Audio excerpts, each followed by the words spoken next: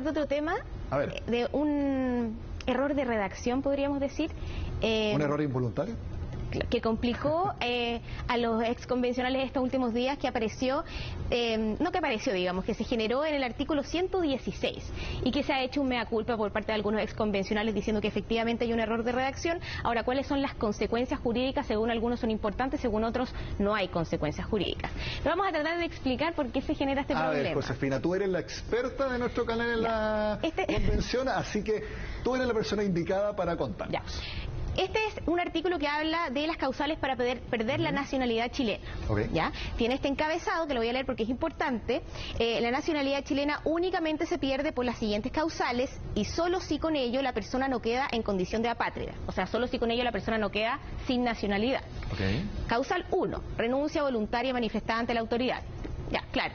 Y aquí es donde está, podríamos decir, la confusión en el punto B, porque dice, cancelación de la carta de nacionalización, salvo que se haya obtenido por declaración falsa o por fraude. O sea, aquí están diciendo que podría no perderse la nacionalización si, por ejemplo, uno presenta una declaración falsa o lo hace de manera fraudulenta. Claro. Está claro, y no tiene ningún sentido, obviamente, porque como una persona que hizo trampa, podríamos decir, tiene más protección que una persona que obtuvo su carta de nacionalización de manera legal y como se debe. Por ejemplo, aquí podría decirse cancelación de la carta de nacionalización si la persona lo declara falsamente o por fraude. Eso. Ahora, el sentido, obviamente si uno lee esto de manera aislada se genera esa confusión. El sentido claramente no era ese. El sentido es decir que de partida no se pierde la nacionalidad como regla general si es que una persona va a quedar apátrida, ¿ya? Pero si es que aunque una persona fuera a quedar apátrida, si es que obtiene la carta de nacionalización por declaración falsa, la pierde. Ahí no se hace la excepción, por ejemplo. O sea, aunque vayas a quedar apátrida, si tú hiciste trampa para obtener la carta de nacionalización, bueno, vas a perder, digamos, vas a ser perjudicado. Ahora, esto no se va a aplicar a los niños, niñas y adolescentes. Ese sería el sentido de la norma, que no se entiende bien en la redacción efectivamente. Ahora, Josefina, esto yo creo que cualquier persona que quiera leer la propuesta de Constitución no lo va a notar.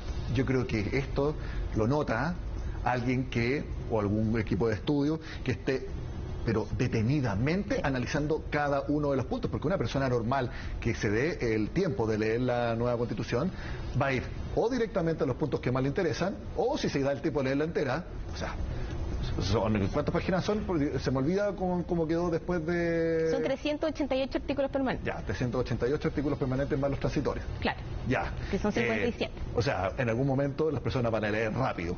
Claro. Porque, y aquí, obviamente, solamente, yo no digo que hayan otros errores, no tengo idea, pero me imagino que esto solamente se detecta haciendo una revisión minuciosa de cada uno de los artículos. Ahora, esto se le pasó a los convencionales, que fueron parte de la Comisión de Armonización. Esto se generó en la Comisión de Armonización porque este era el artículo original, ¿ya?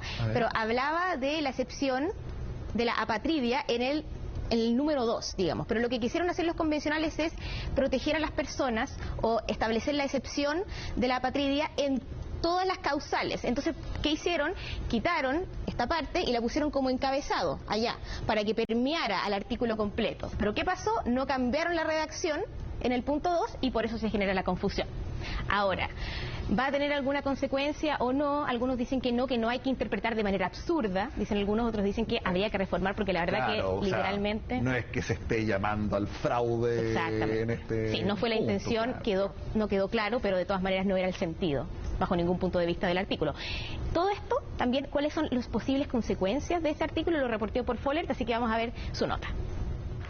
Un error de redacción. Al menos a ese consenso llegaron distintos exconvencionales y expertos sobre un artículo de la propuesta constitucional. Se trata del 116, en el que se establecen las causales para perder la nacionalidad. Se buscó dentro de la armonización que independientemente de la causal, la pérdida de la nacionalidad chilena no pueda dejar a las personas en condición de apátrida, es decir, sin nacionalidad, con el fin de cumplir con el principio de derecho humanitario. Efectivamente, la redacción armonizada presenta un error. Específicamente, el error quedó en la segunda causal del artículo 116. Cancelación de la carta de nacionalización, salvo que se haya obtenido por declaración falsa o por fraude. Esto último no será aplicable a niñas, niños y adolescentes. En otras palabras, la intención original de la convención era que ninguna persona que pierda la nacionalidad quede apátrida, excepto si esa persona falsificaba la carta de nacionalización. Sin embargo, en el intento por armonizar el texto, ese fin no se logró. O sea, lo que quiere la Convención es que nadie quede apátrida producto de la pérdida de la nacionalidad. Con una excepción, que es lo que quería la Convención. Si ese sujeto que pierde la nacionalidad por cancelación de la carta de nacionalización obtuvo esa carta por fraude o por declaración falsa, en ese caso sí se admite que quede apátrida. ¿Significa esto que una persona que falsifica su carta de nacionalización podrá de todas formas mantener la nacionalidad chilena? Es un error de redacción que no tiene consecuencias y no tiene ningún sentido. Y nadie defenderá la idea de que el que obtiene su carta de nacionalización con fraude queda mejor, queda más protegido que el que obtiene su carta de nacionalización de buena fe, cumpliendo las condiciones que la ley señala. Con el actual borrador, como quedó después de la Comisión de Armonización, incluso aquel sujeto que haya obtenido carta de nacionalización por fraude o por una declaración falsa, puede igual mantener la nacionalidad chilena ante la cancelación de la carta de nacionalización.